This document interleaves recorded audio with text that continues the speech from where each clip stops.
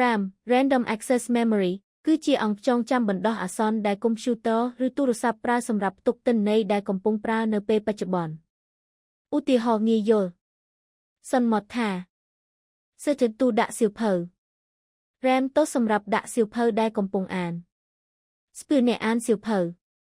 ពេលអ្នកបើកកម្មវិធី Chrome Word Game ទិន្នន័យត្រូវបានផ្ទេរពី SSD ទៅ RAM ដើម្បីឲ្យ CPU អាចប្រើប្រាស់បានលឿន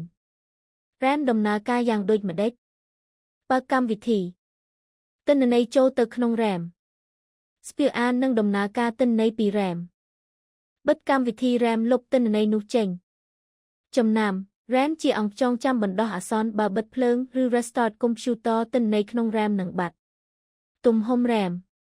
2 GB តិចពេកសម្រាប់សម័យបច្ចុប្បន្ន4 GB ការងារស្រាល5 GB ការងារទូទៅនិងហ្គេមមួយចំនួន15 1 GB ហ្គេមនិង Multitasking ល្អ32 GB កាត់វីដេអូ 3A និងការងារធ្ងន់សញ្ញាថា RAM ខ្វះកុំព្យូទ័រយឺតបើកកម្មវិធីយូរ Browser បើក tab ច្រើនហើយគាំង Game ដាច់ឬ lag វិធីពិនិត្យ RAM នៅ Windows ចុច Ctrl Shift ESC ចូលផ្ទាំង Performance ចុច Memory អ្នកនឹងឃើញ